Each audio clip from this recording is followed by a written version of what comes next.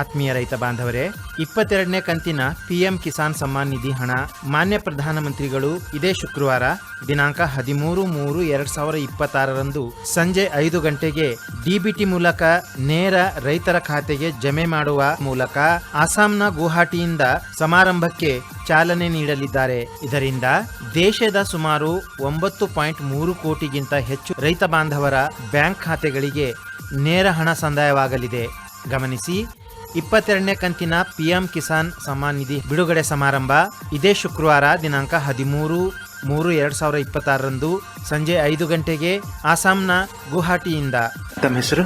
ಲೋಕೇಶ್. ಯಾವ ಊರು? ರಾಮನಗರ. ಪ್ರಧಾನಮಂತ್ರಿ ಕಿಸಾನ್ ಸಮ್ಮಾನ್ ನಿಧಿ ಯಾವ ರೀತಿಯಿಂದ ತಾವು ಉಪಯೋಗಿಸ್ಕೊಳ್ತಾ ಇದ್ದಾರೆ? ಹೇಗೆ ಇದು ಸಹಕಾರಿಯಾಗಿದೆ ತಮಗೆ? ಬಹಳ ಉತ್ತಮವಾದ ಯೋಜನೆ ಸರ್ ಅದು.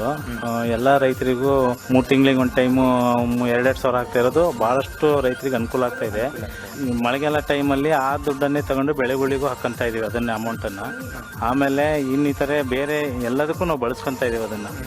ಹೇಳ್ಬೇಕಂದ್ರೆ ಇವತ್ತು ನಾವು ಮೋದಿಜಿಗೆ ಒಂದು ಧನ್ಯವಾದ ಹೇಳಲೇಬೇಕು. ಯಾಕಂದ್ರೆ ಒಳ್ಳೆ ಕಾರ್ಯಕ್ರಮ ಇದು. ಅದ್ರ ಜೊತೆಯಲ್ಲಿ ಬಹಳ ಜನಕ್ಕೆ ಒಳ್ಳೆ ಉತ್ತಮವಾದಂತಹ ಒಂದು ಪ್ರಯೋಜನ ಆಗಿದೆ ಸರ್ ಇದರಿಂದ. ಎಷ್ಟು ಸಾಕಂತ ಹೇಳ್ತೀರಾ? ಇಲ್ಲ, ಇನ್ನೂ ಬೇಕು ಸರ್. ರೈತರಿಗೆ ಎಷ್ಟು ಕೊಟ್ಟರು ಸಾಲದು ಬೇಕು.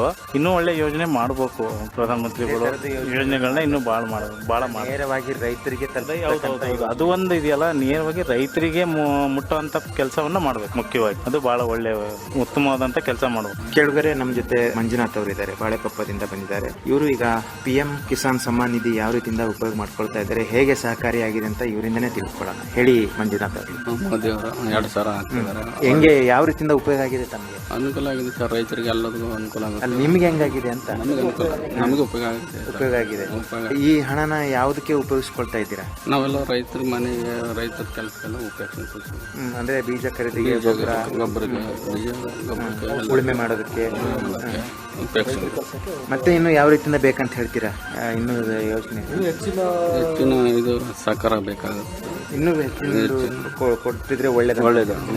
ಇದು ನೇರವಾಗಿ ರೈತರ ಖಾತೆಗೆ ಜಮೆ ಆಗೋದ್ರಿಂದ ಇದು ಒಳ್ಳೇದಂತ ಹೇಳ್ತೀರಾ? ಒಳ್ಳೇದು ಸರ್. ಯಾರ್ದು ಒಂದು ಕಿರಿಕಿರಿ ಇಲ್ಲ. ಒಳ್ಳೇದಂತ. ಇನ್ನೊಬ್ಬ ಫಲಾನುಭವಿ ಇದ್ದಾರೆ ನಮ್ಮ ಜೊತೆಗೆ, ದುರ್ಗಮ್ಮ ಅಂತ ಹೇಳಿ. ಇವರು ಪಶು ಸಖಿಯಾಗಿ ಕಾರ್ಯನಿರ್ವಹಿಸ್ತಾ ಇದ್ದಾರೆ, ರಾಮನಗರ, ಶಿವಮೊಗ್ಗ ತಾಲೂಕು, ಶಿವಮೊಗ್ಗ ಜಿಲ್ಲೆಯಲ್ಲಿ. ಈಗ ಇವರು ಈ ಪ್ರಧಾನಮಂತ್ರಿ ಕಿಸಾನ್ ಸಮ್ಮಾನ್ ನಿಧಿ ಯಾವ ರೀತಿಯಿಂದ ಉಪಯೋಗಿಸ್ಕೊಳ್ತಾ ಇದ್ದಾರೆ, ಮತ್ತೆ ಇವ್ರಿಗೆ ಯಾವ ರೀತಿಯಿಂದ ಅನುಕೂಲ ಆಗಿದೆ ಅಂತ ಇವರಿಂದ ಕೇಳೋಣ. ಹೇಳಿ ದುರ್ಗಮ್ಮ. ನಮಗೆ ದುಡ್ಡು ಹಾಕ್ತಾರಲ್ರಿ, ಅದೇ ಉಪಯೋಗ ಆಗೈತ್ರಿ. ಇನ್ನೂ ಒಂದ್ ಸ್ವಲ್ಪ ಜಾಸ್ತಿ ಬೇಕ್ರಿ, ಅಷ್ಟ ಆಗಲ್ರಿ. ಬೀಜ ಗೊಬ್ಬರ ಅದು ಕೊಡ್ತಾರಲ್ಲ, ಅದೇ ಹಣ ತಗೊಂಡು ಇದು ಮಾಡ್ತೇವ್ರಿ. ಇನ್ನೊಂದ್ ಸ್ವಲ್ಪ ಜಾಸ್ತಿ ಬೇಕ್ರಿ. ಎಷ್ಟು ವರ್ಷದಿಂದ ತಮಗೆ ಸಿಗ್ತಾ ಇದೆ? 5 ವರ್ಷ. 5 ವರ್ಷ. ಇದು ಬಂದಂತ ಹಣ ಕೃಷಿಗೆ ಮಾತ್ರ ಉಪಯೋಗಿಸ್ಕೊತಿದ್ರ ಅಥವಾ ಮತ್ತೆ ಬೇರೆ ಮನಿಗೆ ಉಪಯೋಗಿಸ್ಕಿರ್ತೇವ್ರಿ? ಎಲ್ಲಾನು ಆಯ್ತದೆ. ಎಲ್ಲದಕ್ಕೂ ಆಗ್ತೈತ್ರಿ. ಇನ್ನೂ ಸ್ವಲ್ಪ ಬೇಕು ಅಂತ ಅನಿಸ್ತದೆ. ನಿಮ್ಮ ಊರಲ್ಲಿ ಎಷ್ಟು ಜನಕ್ಕೆ ಬರ್ತದೆ ಹಣ? ಬಹಳ ಜನಕ್ಕೂ ಬರ್ತೈತಿ. ಎಲ್ರಿಗೂ? ಎಲ್ಲರಿಗೂ ಬರ್ತೈತಿ. ಇನ್ನು ಏನ್ ಬೇಕಂತ ಹೇಳ್ತೀರಾ? ಇನ್ನು ಈ ತರದ ಯೋಜನೆಗಳು ಇಂತ ಜಾಸ್ತಿ ಬೇಕು ಅಂತ ಹೇಳ್ತೇವ್ರಿ ನಾವು. ಅಂದ್ರೆ 2,000 ಸಾಕಾಗೋದಿಲ್ಲ? ಸಾಕಾಗಲ್ಲ, ಇನ್ನೂ ಸ್ವಲ್ಪ ಜಾಸ್ತಿ ಬೇಕು ಅಂತಂದ್ರೆ. ಜಾಸ್ತಿ ಬೇಕಂತ ಹೇಳ್ತೀರಾ? ಆಮೇಲೆ ಈಗ ಇದು ಅಲ್ಲದೆ ಬೇರೆ ಒಂದು ಯೋಜನೆಗಳು ಇದಾವಲ್ಲ, ಕೃಷಿ ವಿಜ್ಞಾನ ಕೇಂದ್ರಗಳಿಂದ ಆಗ್ಲಿ, ಆಮೇಲೆ ಕೃಷಿ ಇಲಾಖೆಯಿಂದ, ಇದು ಯಾವ ರೀತಿಯಿಂದ ತಾವು ಉಪಯೋಗಿಸ್ಕೊಳ್ತಾ ಇದ್ದೀರಾ? ಕೃಷಿ ಇಲಾಖೆಯಿಂದ ಇಲ್ಲ? ಇಲ್ರಿ, ನಾವೇನು ತಗೊಂಡಿಲ್ಲ. ಏನು ತಗೊಂಡ? ರೈತ ಬಾಂಧವರೇ, ಇನ್ನೊಬ್ಬ ನಮ್ಮ ರೈತರು ನಮ್ಮ ಜೊತೆಗಿದ್ದಾರೆ, ಪ್ರವೀಣ್ ಅಂತ ಹೇಳಿ. ಇವರು ರಾಮನಗರದವರು, ಶಿವಮೊಗ್ಗ ಜಿಲ್ಲೆ, ಶಿವಮೊಗ್ಗ ತಾಲೂಕು. ಈಗ ಪ್ರಧಾನಮಂತ್ರಿ ಕಿಸಾನ್ ಸಮ್ಮಾನ್ ನಿಧಿ ಇವರು ಯಾವ ರೀತಿಯಿಂದ ಉಪಯೋಗಿಸಿಕೊಂಡಿದ್ದಾರೆ, ಇವರಿಗೆ ಯಾವ ರೀತಿಯಿಂದ ಅನುಕೂಲ ಆಗಿದೆ, ಮತ್ತೆ ಇದ್ರ ಬಗ್ಗೆ ಏನ್ ಹೇಳ್ತಾರೆ, ಇವರಿಂದ ಮಾಹಿತಿ ಕೇಳೋಣ. ಹೇಳಿ ಪ್ರವೀಣ್ ಅವರೇ. ಎಲ್ರಿಗೂ ನಮಸ್ಕಾರ. ನನ್ನ ಹೆಸರು ಪ್ರವೀಣ್ ಅಂತೇಳಿ. ನಾನು ಇದರಲ್ಲಿ ಕೃಷಿ ಇಲಾಖೆಯಿಂದ ಸುಮಾರಷ್ಟು ಅನುಕೂಲ ಪಡ್ಕೊಂಡಿದ್ದೀನಿ. ಏನಪ್ಪಾ ಅಂದ್ರೆ ಇದ್ರಾಗೆ ಮೇನ್ ನಾನು ಕೇಳೋಂಥದ್ದು, ರೈತರು ಬೆಳೆದಂಥ ಬೆಳೆಗಳಿಗೆ ಮೇನ್ ಆಗಿ ಬೇಕಾಗಿರೋಂಥದ್ದು ಬೆಂಬಲ ಬೆಲೆ. ಈ ಬೆಂಬಲ ಬೆಲೆನ ಒಂದಿಷ್ಟು ನಿಗದಿ ಅಂತ ಹೇಳಿ ಮಾಡಿದ್ರೆ ನಮಗೆ ಅನುಕೂಲ ಆಗತ್ತೆ. ಇವು ನಾವು ಮಾಡೋಂಥ ಅದಕ್ಕೆಲ್ಲದಕ್ಕೂ ಮಧ್ಯಂತರ ಮೀಡಿಯೇಟರ್ ಅಂತ ಹೇಳಿ ಬರಂತಾರೆ, ಅವರು ಒಂದು ಬೆಲೆ ಫಿಕ್ಸ್ ಮಾಡೋದಾಗತ್ತೆ, ಇವರು ಒಂದು ಬೆಲೆ ಫಿಕ್ಸ್ ಮಾಡೋದಾಗತ್ತೆ. ಅದನ್ನು ತಪ್ಪಿಸ್ಲಿಕ್ಕೆ ಕೃಷಿ ಇದರಿಂದ ಒಂದು ಬೆಂಬಲ ಬೆಲೆ ಅಂತ ಒಂದು ನಿಗದಿ ಮಾಡಿದ್ರೆ ನಮಗೆ ಅನುಕೂಲ ಆಗುತ್ತೆ. ಅದ್ರ ಜೊತೆಗೆ ಸಾವಯವ ಗೊಬ್ಬರ ಇದರಿಂದ ಅನುಕೂಲಗಳು, ಅನಾನುಕೂಲಗಳು, ಮತ್ತೆ ರಾಸಾಯನಿಕ ಗೊಬ್ಬರಗಳು ಅದರಿಂದ ಆಗಂತ ಅನುಕೂಲ ಎಲ್ಲರನ್ನೂ ತಿಳಿಸ್ತಾ ಇದ್ದಾರೆ. ಇದ್ರ ಜೊತೆಗೆ ಹೈನುಗಾರಿಕೆ ಮತ್ತೆ ಪಶುವೈದ್ಯಕೀಯ ಇದು ಏನೇನೆಲ್ಲ ಅನುಕೂಲಗಳಿದಾವೆ ಇದಕ್ಕೆಲ್ಲ ಸಹಕಾರ ಆಗ್ತಾ ಇದೆ. ಇದನ್ನ ಸಹಕಾರನ ಜೊತೆಗೆ ಇಟ್ಕೊಬೇಕು ಅಂತ ಹೇಳಿ ನಾವು ಕೇಳ್ತಾ ಇದ್ದೀವಿ. ಎಷ್ಟು ವರ್ಷದಿಂದ ತಮಗೆ ಈ ಹಣ ಹಣ ಸಿಗ್ತಾ ಇದೆ? ಇದು 4.5 ವರ್ಷದಿಂದ ಹಣ ಸಿಗ್ತಾ ಇದೆ ಸರ್ ನಮಗೆ. 4.5 ಹೆಚ್ಚು ಕಮ್ಮಿ 5 ವರ್ಷ ಆಯ್ತು. 5 ವರ್ಷ ಆಗ್ತಾ ಬಂತು.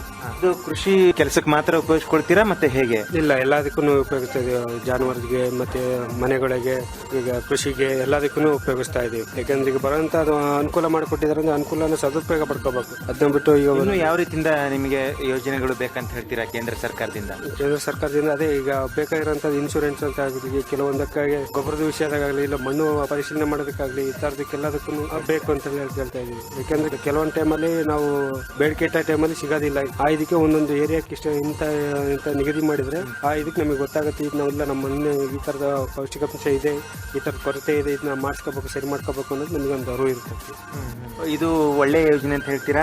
ಈಗ ರೈತರ ಕಷ್ಟದ ಸಮಯದಲ್ಲಿ ಇದು ನೇರವಾಗಿ ಅವರ ಒಂದು ಖಾತೆಗೆ ಜಮೆ ಆಗಿ, ಇದು ಯಾರದೇ ಒಂದು ಮಧ್ಯವರ್ತಿಗಳ ಕಾಟ ಇಲ್ಲದೇನೆ, ಯಾರದೇ ಒಂದು ಲಾಭಿ ಇಲ್ಲದೇನೆ ಇದು ತಮಗೆ ಸಿಗ್ತಾ ಇರೋದು ಒಳ್ಳೇದಂತ ಹೇಳ್ತೀರಾ? ಹೌದು, ಎಲ್ಲದೂ ಒಳ್ಳೇದೇ ಇದೆ. ಯಾಕಂದ್ರೆ ಮಧ್ಯಂತರದಾಗ ಯಾರಿಗೂ ಒಂದು ಪೈಸೆ ಕಟ್ಟಾಗೋದಿಲ್ಲ.